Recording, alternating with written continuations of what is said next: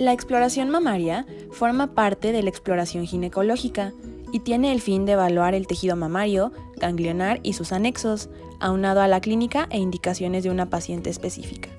De manera ideal, debe realizarse de rutina una vez al año a partir de los 25 años, o como parte del tamizaje para cáncer de mama a partir de los 40 años con una mastografía, a los 35 años si hay factores de riesgo muy fuertes, o bien 10 años antes de la edad de aparición si hay algún antecedente heredofamiliar. Algunas consideraciones e indicaciones que es importante que le comentemos a las pacientes como preparación o días antes de la exploración mamaria son las siguientes. Primera, no es completamente necesaria la tricotomía de axilas. Esto va a entrar directamente en la comodidad de la paciente. Otra, pueden usarse sin problema productos como talcos, desodorantes, aceites u otros ungüentos en las mamas o en las axilas, y esto no necesariamente nos va a alterar significativamente lo que encontremos en la exploración. Otra, puede acudirse a esta exploración en cualquier día del ciclo menstrual. Sin embargo, sí es importante que tengamos en cuenta en qué día o en qué fase está la paciente para no malinterpretar algunos hallazgos que pueden ser normales del ciclo.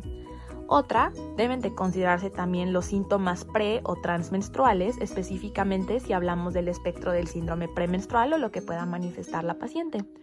Y otro punto, sin ser menos importante, es que siempre debe haber una persona extra en el consultorio al momento de realizar la exploración, ya sea otra enfermera o bien algún adulto o un tutor en caso de que la paciente sea adolescente, pero para salvaguardar la comodidad y la privacidad de la paciente es importante que haya alguien más con nosotros. Y también que la paciente porte alguna prenda que sea holgada o floja y que nos permita accesar de una manera sencilla a la región mamaria y a la región axilar, o bien, en caso de tenerlo disponible, proporcionarle una bata que nos permita abrir estas regiones con una mayor facilidad. Y ahora, una vez que la paciente está en el consultorio, le hemos explicado lo que le vamos a realizar y tenemos su consentimiento, vamos a dividir la exploración mamaria en dos partes, lo que es la inspección y la palpación. A su vez, la inspección la vamos a dividir en dos, en una inspección estática y una inspección dinámica. Y la palpación tendremos a la paciente sentada y a la paciente acostada.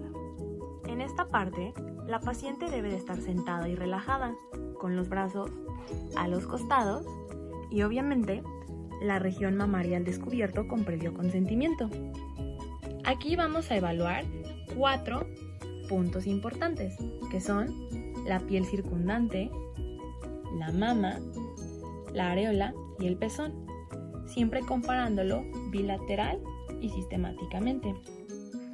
Iniciando con la piel, hay que reportar características normales como su color, su textura y su apariencia general, y siempre buscando intencionadamente la presencia de eritemas, exantemas, cambios en la coloración de la piel u otras pigmentaciones, zonas de edema, sea focal o generalizado, alguna ulceración, hematomas o bien cambios indicativos de alguna obstrucción o edema generalizado, como podría ser una red venosa o una red linfática muy dilatada, además de bultos que puedan ser superficiales o hundimientos. Ahora, hablando de la mama, debemos de valorar el tamaño, su volumen, la simetría y el contorno de cada una, tomando siempre en cuenta que es hasta cierto punto normal que una de las mamas sea un poco más grande que la contralateral. Y en cuanto al complejo areola-pezón, debemos de valorar características como su tamaño, la forma, la dirección que tiene el pezón, si hay inversión, eversión o aplanamiento del mismo, así como cualquier exantema, ulceración o secreción que pueda encontrarse en la paciente, especialmente si ella la refiere, así como las características que la secreción tenga. Ahora, la inspección dinámica consta de 3 movimientos o 3 tiempos que nos permitirán poner de manifiesto cambios mamarios que pudieran pasar desapercibidos o ser invisibles en la inspección estática, como depresiones, abultamientos, retracción, masas o anomalías en el contorno o simetría de ambas mamas. Estos tiempos son particularmente útiles en las mamas que son muy grandes o muy voluminosas. En el primer tiempo, la paciente elevará ambos brazos y los colocará detrás de su cabeza, de tal forma que se genera una mayor tensión en los ligamentos suspensorios. El segundo tiempo, la paciente pondrá ambas manos en sus caderas haciendo presión y rotará los hombros hacia atrás, de tal forma que se crea una mayor contracción en los músculos pectorales. Y el tercer tiempo, la paciente deberá estar de pie y se inclinará hacia abajo desde la cintura, de tal forma que ambas mamas quedarán a la misma altura y nos permitirá evaluar cambios en el contorno o asimetrías en ambas mamas u otros cambios. Y ahora pasaremos a la palpación, donde evaluaremos el tejido mamario y los grupos ganglionares importantes para la mama, que son los axilares, braquiales, subescapulares, supraclaviculares y los subclavios. Los ganglios se evaluarán con la paciente sentada y el tejido mamario en posición supina o acostada. Para la valoración de los ganglios debemos de tomar en cuenta su localización, el número, el tamaño, la forma, la consistencia, su sensibilidad, la fijación a planos y la delineación de los bordes. Empezando con los ganglios axilares centrales, elevaremos el brazo de la paciente con nuestro brazo contralateral y meteremos estos 3 dedos juntos a nivel de la línea axilar media y nos dirigiremos hacia la clavícula. Para los ganglios mamarios centrales, pondremos el dedo pulgar y el dedo índice delimitando el músculo pectoral mayor. Para los ganglios braquiales, vamos a palpar la cara interna del brazo hasta llegar al codo. Y para los ganglios subescapulares, debemos de colocarnos detrás de la paciente y palparemos en el interior del músculo que se va a situar detrás del pliegue axilar posterior, de esta manera. Y ahora, en los ganglios supraclaviculares, colocaremos nuestros dedos en forma de gancho y los rotaremos a nivel de la fosa supraclavicular. Para hacer más manifiestos estos ganglios, podemos pedirle a la paciente que gire la cabeza hacia el lado que le estamos explorando y que eleve el hombro, de tal forma que la fosa se hace más profunda y podemos evaluar los ganglios más fácilmente. Y finalmente, los ganglios subclavios que corren a lo largo de la clavícula los palparemos en toda su longitud con movimientos rotatorios. Y lo haremos en ambos lados y de ambas clavículas. Y ahora, para la palpación del tejido mamario, la paciente deberá acostarse levantando el brazo ipsilateral a la mama que vamos a explorar y colocándolo detrás de la cabeza, lo que permite una extensión del tejido mamario. Debemos de tener muy en cuenta, para llevar a cabo una palpación completa y amplia, que la mama abarca desde el segundo o tercer espacio intercostal hasta el sexto y séptimo espacio intercostal, con límite medial, la línea medioesternal, y lateral con la línea axilar, considerando siempre lo que es la cola de Stens en la palpación. Palparemos yendo de un plano superficial a más profundo, utilizando los dedos índice, medio y anular. Los flexionaremos ligeramente y el contacto con el tejido mamario será con esta porción plana del dedo, no con las yemas, para que la exploración no sea tan incómoda para la paciente. Y la dirección en que lo haremos será de arriba hacia abajo, luego de abajo hacia arriba, de arriba hacia abajo, y así sucesivamente hasta que abarquemos toda el área mamaria, y lo mismo lo repetiremos en la mama contralateral.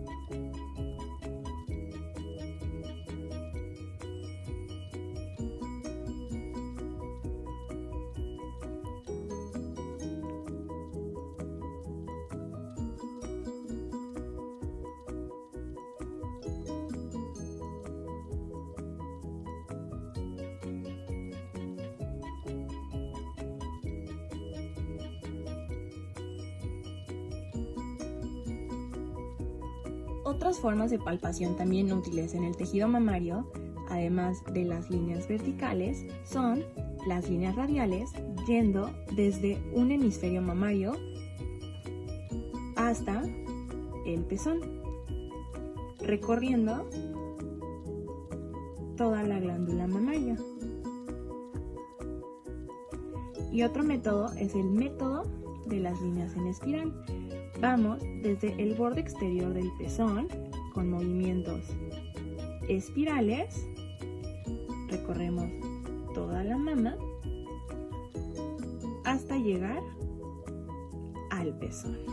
Una vez que terminamos la palpación general del tejido mamario, pasaremos ahora a una palpación más dirigida y más regional, de tal forma que dividiremos la mama imaginariamente en 4 cuadrantes, teniendo 2 cuadrantes superiores, uno interno y otro externo, y 2 cuadrantes inferiores, uno interno y otro externo. Para valorar los cuadrantes externos o la parte externa de la mama, debemos pedirle a la paciente que se gire sobre su cadera del lado contrario a la mama que está siendo explorada, que coloque su mano en su frente y que mantenga sus hombros pegados en la camilla, de tal forma que se aplane el tejido mamario y nos permita una palpación más lateral. Y ahora, para explorar los cuadrantes internos o la parte externa de la mama, la paciente deberá apoyar sus hombros sobre la camilla con una mano en el cuello y deberá elevar su codo hasta la altura del hombro. En la presencia de tumoraciones, nódulos, masas o abultamientos en una o ambas mamas, es importante que sepamos reportarlo adecuadamente en la historia clínica, en el expediente o en la nota de evolución de la paciente, para que así cualquier profesional que tenga acceso a estas notas puedan interpretar los hallazgos de una manera sencilla y universal. Y para esto existe una mnemotecnia o terminología que consta de 3 puntos importantes, que es la ubicación, la posición y la distancia de la areola, así como el tamaño. Hablando de la ubicación, pues debemos de hablar si se encuentra en la mama derecha o en la mama izquierda. Después, la posición va a referirse al sentido de las manecillas del reloj, de tal forma que aquí tenemos las 12, aquí tenemos las 6, aquí tenemos las 9 y acá tenemos las 3. Y entre cada una de ellas, pues los números restantes. Y así delimitaremos la lesión en el sentido de las manecillas del reloj, y es el siguiente parámetro. Y ahora la distancia con respecto a la areola. Y esto lo haremos con letras. La letra A irá en el borde de la areola. La letra C será lo más distante a la areola. Y la letra B será un punto medio o una distancia equivalente entre la areola y la lesión. Y así ya lo sabemos reportar. Y finalmente, hay situaciones que no se presentan de rutina en las pacientes, pero que es importante que lo sepamos cuando llegue a nuestra consulta. Por ejemplo, la evaluación de una secreción espontánea por el pezón. Esto lo vamos a evaluar con una maniobra de estimulación de dicha secreción, presionando con el dedo índice en diferentes puntos de la areola, tratando de estimular la salida. Con esto, debemos evaluar primero si hay salida y características como el color, la consistencia, la cantidad de la secreción y la localización exacta en la areola, así como si es de uno o de varios conductos. Por otro lado, si tuviéramos una paciente mastectomizada, ya sea con una o ambas mamas, tienen que llevar una inspección muy meticulosa y muy especial, enfocándonos siempre en la cicatriz de la mastectomía y en las axilas, buscando masas, nódulos o cualquier cambio que pueda indicarnos inflamación o infección. Y a su vez, siempre será importante que hagamos mucho énfasis en la autoexploración de las mamas, especialmente en pacientes a partir de los 21 años de edad, y enseñarles la técnica correcta y adecuada.